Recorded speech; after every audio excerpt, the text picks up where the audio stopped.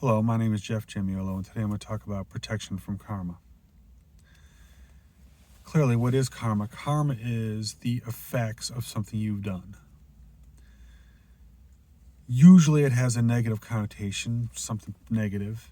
However, actually, it could be positive too. You help a old lady walk across the street.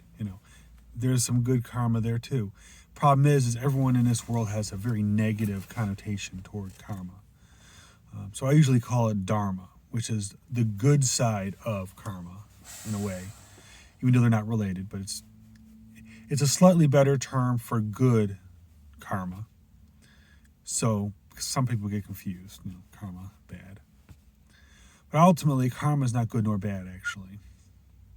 Then you got to ask yourself, why would you need protection from it? It's because sometimes we don't understand the universal laws. And sometimes we get hit with things we don't know why, and you're about to learn why. One of the universal laws is the law of balance. And that literally happens a lot with karma. Someone walks up to me and breaks my pencil. Just walks up to me, doesn't even know me, breaks my pencil. What? Okay. The mere fact that I didn't start anything means they get karma eventually. And depending on my response, now, what is my response? Do I say, what the heck? Or do I go over and break something of theirs? Well, if I go and break something of theirs, based on universal law of balance, the scales are now balanced and no one has karma anymore.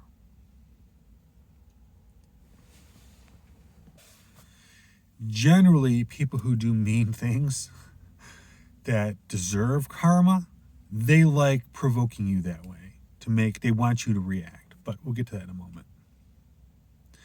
But that is the universal law of balance, that everything has to be balanced eventually. And usually it's over your lifetime per se, but doesn't have to be. Lately, actually, the law of balance is going to play a lot quicker lately. I've seen law of balance, especially with karma, within a week. I usually get it within a week. A lot of people get it within months, years. The horrible part about it is people who generally do karma and get kickbacks and stuff, they really don't really recognize it because, no offense, they do crappy things to crappy people all the time. So, and it's one of those, if you do crappy thing to crappy people, you really don't get karma. It's when you do crappy things to good people, that's when you start getting a lot of karma. Anyway, just to reiterate, only God or Source can actually dispense karma and justice. And there's a reason for that. And the way I think about it is that only God or Source knows the complete picture. We only see pieces of it. What little I know. So just because someone came over and busted my pencil, I don't know. Maybe the person is dying of cancer. I don't know. I don't know. That's why we don't get involved, and we usually don't. As humans, we really don't want to be involved in that business of karma and judgment. Now, there's a lot of people out there, especially if people who like dispensing the karma to other people. The problem is you can dispense karma to other people as long as they're dispensing karma to other people too. Or back to crappy people do crappy things to crappy people. But when you decide you want to do, dispense justice on someone that is innocent, and what's interesting about innocence is there's two ways to be innocent. If this is the first time your soul is coming to this earth, you're considered innocent. The other way is if you cleared all your karma from the last time you were here, you're karma clean, you are considered innocent. And usually you have a role or a calling while you're here, by the way, when you come back that way. Not when you're fresh. Bear in mind that, because now it's kind of like, well, now there's a calling on your life. You may not want to do the stupid thing you're about to do. But largely, what was going on is no one wanted an eye for an eye. There was a lot of that going around. Of I want you did this to me, I'm doing that to you. It's turn the other cheek. We're all related. We all make mistakes. That's not saying someone doesn't take a jackhammer to your car, but I don't know. If I might clarify something. If I'm an innocent and someone acts upon me, they get karma. As long as I don't respond. Or I respond with, thank you, have a nice day. Sorry you feel that way. Nothing retaliatory, nothing negative. Just wanted to make that clear. The other option is if you're already in the battle, back and forth, you don't want to you want to not really keep digging it. You want to just let the battle go away. That's all I can tell you. It's the best defense. So really the best defense for you is actually to stay innocent if you're innocent. The second best defense is to not return the same that you got. Because that creates an imbalance. Technically, either way, the other person who caused the karma is actually going to jack up things a lot worse because they really do want you to respond so they can clear the karma out. And usually the response I do is, you're not worth my time. Just thank you for playing. Have a great day. I'm indifferent. And because I'm indifferent, that throws it into a kilter of a balance because now it's all lopsided on them and they get hit with some very interesting karma because they continue. Instead of walking away, you got to remember their spirit guides are telling them, hey, you may want to do this. You may want to walk away. And basically the only tactic you can possibly do is just say, I don't care. Love you to death. Have a great day over there. So really that's the only defense you really have. And I do know that if you do return, the positive, the love and light, instead of anger back to them, you will accumulate dharma, which is, again, good karma, in your spiritual war chest. And oddly enough, your spiritual war chest, you can cash it out, but it's usually not for money. It's actually, you can kind of think of it like in the earth world, it is more of favor. You have a pet project, you decide you want to do, a program to save homeless cats or whatever. And you're passionate about it, and you're putting it in it. Your ancestors may pull out of your spiritual piggy bank, your spiritual war chest for you and say, here you go. And what that may look like up on this world here is a benefactor will come over and say, hey, here's $1 million check. I like what you're doing. Here you go. It's like, wow. I go, yeah, but all that goodwill came out of your spiritual war chest. Now, I do have to say that the path still remains that you need to stay away from people who are experiencing karma. Anyone who's experiencing karma, that bleeds up on you. That means now you are experiencing karma just by being near them. It does rub off like that a lot. Because especially if you're dating, if you're in a relationship,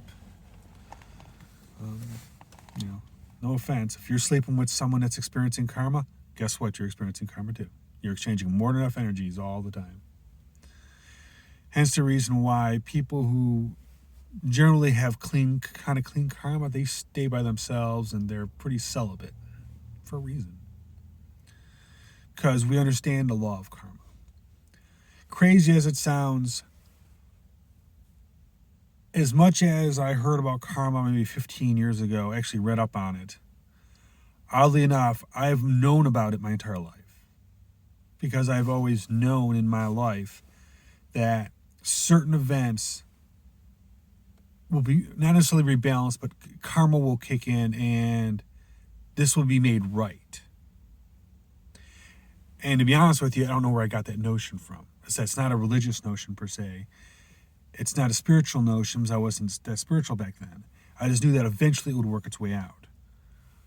Just a reminder, when I was 5, I had a near-death experience. So It could be that I was told then that, by the way, do whatever you want to do, and by the way, it will be rebalanced in the end. You will win at the end. That's what it could be. I don't know. I don't know what was said. I was young. But again, stay away from people who are experiencing karma. Sure as heck don't want to date them or sleep with them. Just throwing it out there. And by the way, you are who you slept with for the last 12 years, by the way. And who they slept with, actually. So it's one of those, the more people you sleep with, the worse karma you get. So that's why if you notice people who do those kind of things, they get really trashy karma really a lot. And just a reminder to people that don't do the crime if you can't do the time, because a lot of people have issues with karma coming back on them. And also a friendly reminder that whatever karma you don't clean out this lifetime, you get next lifetime. Plus you get a penalty for bringing it over.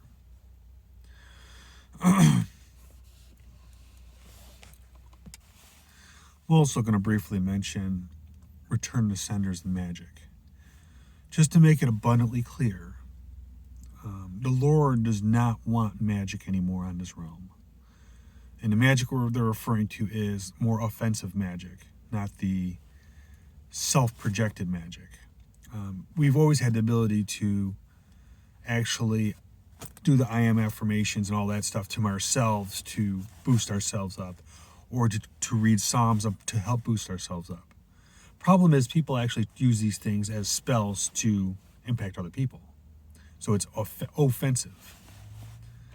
And the Lord does not want any of that in this realm anymore. They're throwing it out there for you. And just so that you know that when you go against an innocent that has in their calling, you literally, it's a return to sender. All of it. So when you do the stupid things, the glamour magic and stuff happens, and then all of a sudden, a couple weeks later, your hair falls out, return to sender. When you do the magic about, I wish it was fat, and then you gain 25 pounds. Or you wish someone dead, and then all of a sudden, a couple weeks later, you get you got health problems. That person's perfectly fine. You all need to pay attention. Really seriously pay attention and be very scared, because from what I gathered, a lot of you people did it back to back to back to back because, once wasn't good enough. So now you're pretty much in a really horrible hole. But I do have faith that your soul could be saved. And that's between you and God, not between you and me. So my mission here is actually to save souls. Hard to believe. No, it's actually not hard to believe at all. But I just thought I'd point that out to you because people don't understand that. Especially religious people like, spell work. I go, yeah, more spell work is done, to you than anyone else. I heard something that made me laugh, in that approximately 1% of Christian participants that are in a church during a service are actually doing hate spells against the congregation that's there. But what do I know?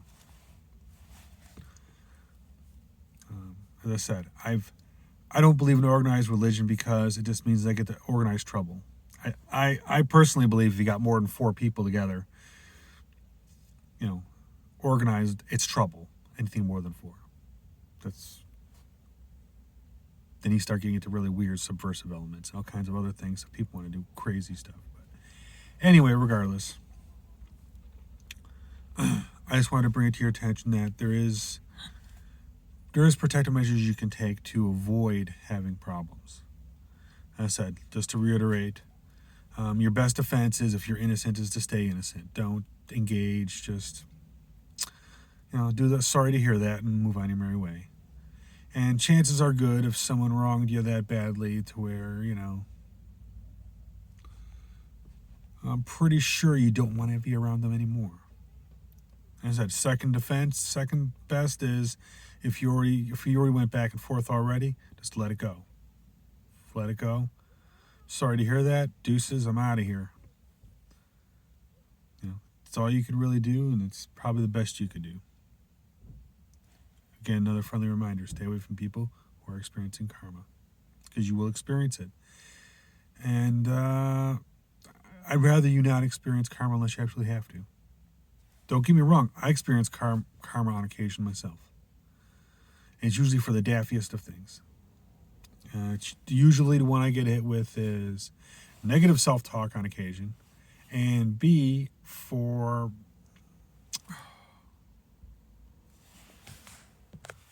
being codependent in my thinking. I need someone. No, I don't. That's just want to remind you that the Lord actually wants everyone independent, and He prefers it that way. The good news is an independent person plus one more independent person makes a couple that's independent. And they're usually still together, individually independent, by the way. It's just a different kind of relationship than what you see on TV usually. But that would take care of approximately 80% of the population right now. I'm sorry, I shouldn't say 80%. I would say at least 30% of the population that actually, does a lot of business. The people that are jumping from bed to bed, I can't help you all. Other than you may not want to do that because you're spreading karma around. Not just your karma, everyone else's karma is jumping on you. But you really need to fix that and stop doing that. And from what I heard, it's 12 years. Unless you went to God, which you need to petition God for that. I think it's 3. You have to wait for 3 or 3 months. Depends on how fast track you are with Him. If you're about to go into a calling, so you might want to clean your life up a little bit if you want to not have so much karma. Let alone sexually transmitted diseases at that point. But that's what I want to talk about today, because I felt that a lot of people had to know that. Because I said, it's just a lot of people don't know about karma. A lot of people don't know that you could indirectly get smacked in the head with karma. Like I said, I just choose not to retaliate. It drives narcissists crazy. So, thank you for listening. Bye.